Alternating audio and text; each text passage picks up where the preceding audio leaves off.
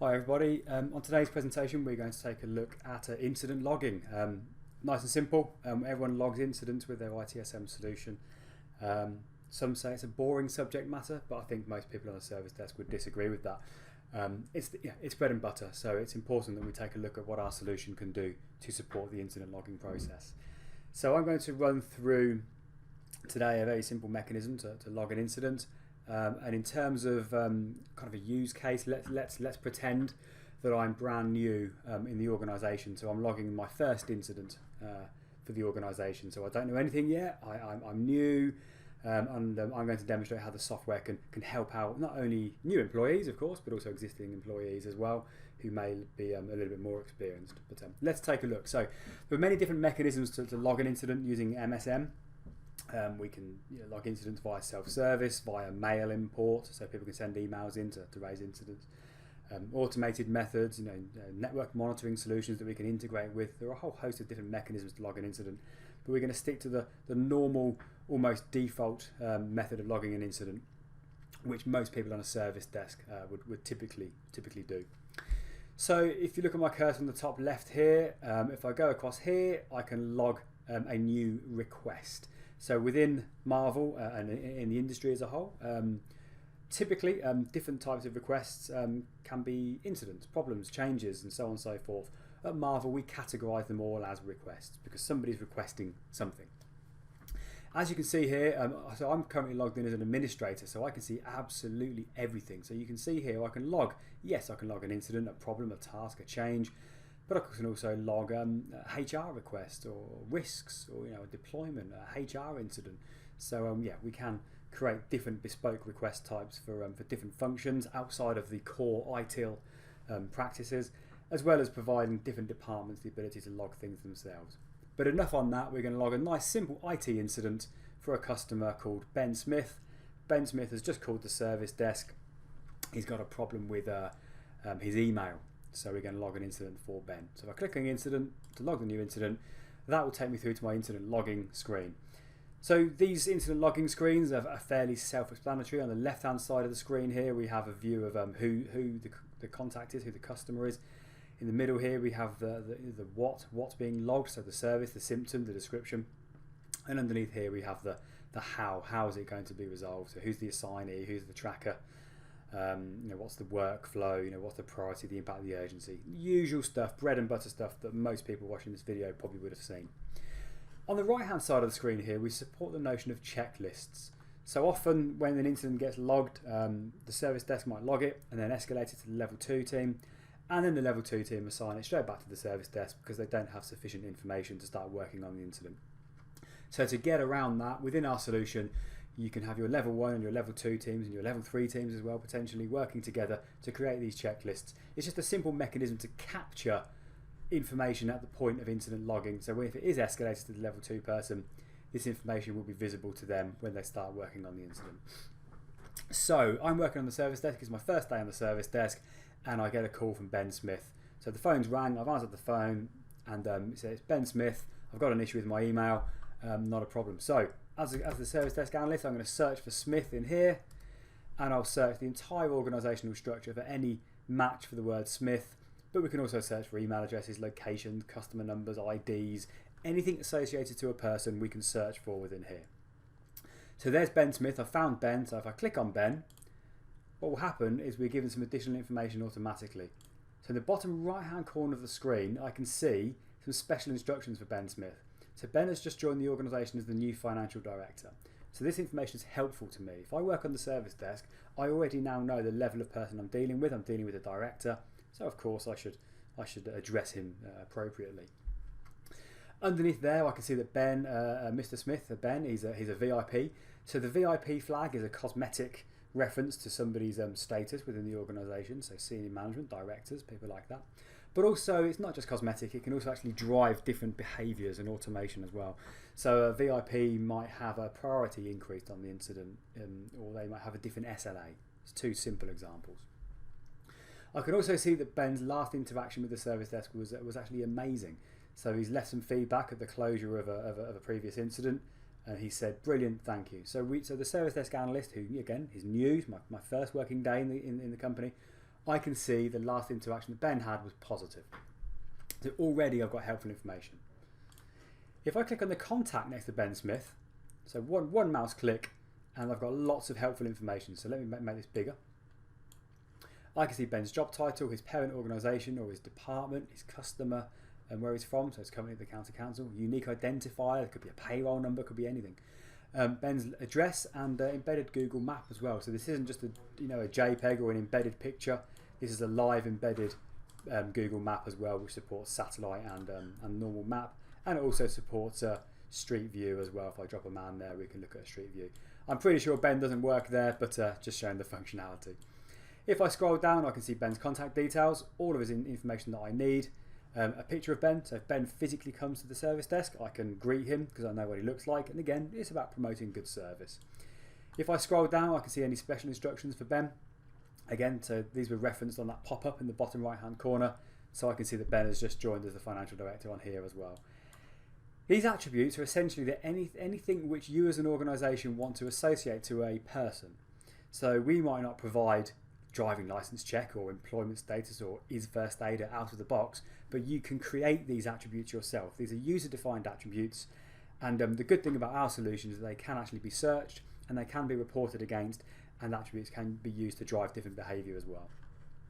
If I scroll down, I can see all the previous things that Ben's logged, all his requests, so incidents, service requests, tasks, problems, changes, anything that Ben has previously logged is visible to me right there. If I scroll down here, we're integrating with our configuration management database, our CMDB, so I can see all of the configuration items that Ben has access to or owns or uses. And last but not least, if I scroll down to the bottom, we can now see all the services that Ben has authority to use or to access or to integrate with. If Ben tried to log an incident for a service that he didn't use, we couldn't log the incident. It just simply wouldn't be available to him. So all of this information is available to me simply with one mouse click. Again, so if I'm brand new on the service desk, or even if I've been working in the company a long time, one mouse click and I've got all the information I need. So let's go ahead and log the incident. Let's assume that I've captured all this information up front. I won't do it for this presentation because it'll take too long, but you understand the method that we would use there to capture that information. So the service is email, so type in EM, and straight away we've got any matches for the email service. And if I click on the email service, keep an eye on the checklist on the right hand side of the screen. So if I click on email, you'll notice that the checklist is now dynamically updated. So this might help me out.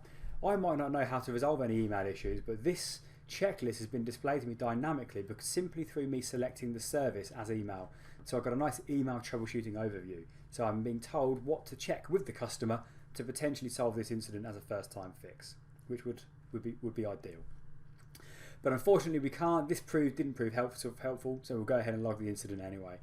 So Ben said, yeah, I've got a data error on my screen. So I'll type in DAT and I've got a matching symptom for data error, and you can add these symptoms in yourself.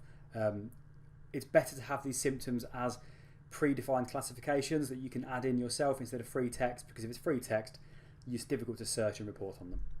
So again, keep an eye on this checklist on the right hand side of the screen. If I specify data error, straight away the software is saying, okay, if you get an email data error, capture the error code number, capture the screen name, capture the last button pressed. So again, this is just generic examples of how these checklists can be used, but they're not displayed just on one incident and that's it. You can have different checklists displayed dynamically based on what you're inputting when the incident's being logged. So it's dynamic in nature. So Ben said, yep, I'm getting a data error 99 when connecting to Microsoft Exchange. So I'll type that in, and what will happen dynamically, without me having to do anything, on the bottom right hand corner of the screen, I'll have some information displayed to me, again dynamically. Any matching incidents or any type of request that's been logged in the past will be visible to me. So I can see that lots of other incidents have been logged with the same or similar description to the one that I'm currently logging. So the software is potentially helping us out here with proactive problem management. ITIL says that a problem is the root cause of one or more incidents, and certainly we've got multiple incidents here of the same or similar description, so therefore potentially the same or similar root cause. What we also have is knowledge items. So on a previous video on this set of videos on the website, I showed you how we could use knowledge on the self-service portal. This is how we can use knowledge management within the main application to assist IT staff, and in this case the service desk agent. So somebody has created a knowledge article here, error 99, connection to Exchange failed. So it looks like this might be similar to the issue that's being logged. And again, remember, if it's my first day on the service desk, I might not know that this knowledge item exists, but the software is presenting this to me for my consumption because it might be relevant. I might be able to use this knowledge to solve this incident. So if I select this knowledge item, it will be displayed to me. So this knowledge item is displayed, and there is the symptom. The following error is received when Outlook tries to send or receive emails or update a calendar. Error 99, connection to Exchange failed. Okay, that's brilliant. So we now know, or we're pretty confident, that this knowledge article relates to the issue that Ben Smith is logging. If I scroll down, we can see the resolution amongst all of this text is to perform a reboot of the Exchange server. Granted, not the best resolution in the world, but a resolution nevertheless. So what we can do, if we look at the bottom right hand corner of the screen here, we can associate this request with this knowledge item. If I hit yes, the software will then say, do you want to solve this request with the knowledge item? And if I hit yes, what will actually happen is that instead of having to manually move this incident through its life cycle from new to work in progress to solved and to closed, the software will automatically move its status to solved. So if we look at the workflow, we can see that it came in as new, typically it would get accepted, work in progress and then solved. But we've solved this incident by using the resolution within the knowledge article. So as a result of that, the incident's gone straight through to a solved status, which is going to save us any effort. We've not even yet raised this incident, so all of this work is being carried out before even raising the incident, so that's probably our logical next step. If I hit apply, the software will go ahead and raise the incident. So once the incident is raised, we'll get a nice email which gets sent to the customer, and again, these emails I have pop up during presentations and demonstrations, but in the real world you just have these being fired off to minimise mouse clicks. So 2 emails get sent to the customer. The first one is to let him know the incident's been raised, and the second one is to let him know the incident's actually been solved as well, because we solved this incident with the knowledge article. And if I scroll down here, we can see the resolution details has been filled in automatically because that was what was in the knowledge article. So I'll send that notification to the customer. So Ben's been told potentially over the phone, if we did this all in one hit over the phone. If not, he's got a nice formatted email, which can of course be branded in your own corporate colours. That's sent to the customer, so Ben knows what's happened. The incident's been solved. Fantastic, he knows where he is. If I click on the outcome tab just here, I can see that the root cause has been filled in, again, because we've used knowledge to solve this incident. The root cause was a config error, the resolution was a reboot, and here's the free text resolution as well. And again, this has all been captured and embedded into the incident from the knowledge article simply by me clicking my mouse once to say, solve this incident with knowledge. Simple as that. So it might be that we need to raise a problem based on this incident, because when we log the incident, the software informed us that there were lots of incidents being logged with the same or similar root cause. So to raise a problem based on this incident is very simple, and again, one mouse click. If you follow my cursor to the top of the screen to my new request from request, I can raise a problem based on this incident. One mouse click, the software will say to me, what values do you want to include on the problem which you're creating based on this incident? So I'm going to select all, but I'll remove the assignee. Hit OK, so it's my second mouse click. Top left hand corner of the screen, we can see we've got a brand new problem raised and everything's filled out for us. If I click on the related tab for this problem, I can see that there's the incident which the problem is related on or based on, so that relationship is now there unless it's physically removed. If I go back to the original screen, we can see the service has been filled in, the symptom has been filled in, the description is filled in. The assignee is the problem management team, because in this demonstration system the rules define if you have a new problem, you assign it to the problem management team. But you can create your own rules to assign problems dependent on various different values or factors. So as a service desk analyst, all I need to do is say, well, why am I raising this problem? What's the problem type? And I'm going to say, yeah, I think we've got a problem candidate. It's my third mouse click, and my fourth mouse click is simply to hit apply, and the problem is raised. So we've raised the incident, the problem is now raised based on the incident, and there's a notification to the customer to let them know that we've raised the problem, and also an email to the manager of the service desk to let them know that we've raised the problem as well, because they are the tracker. They will keep an eye on the status of this problem. Again, in this example, you can change this as you see fit. So I'm going to send that notification. So let's fast forward a day, a week, potentially.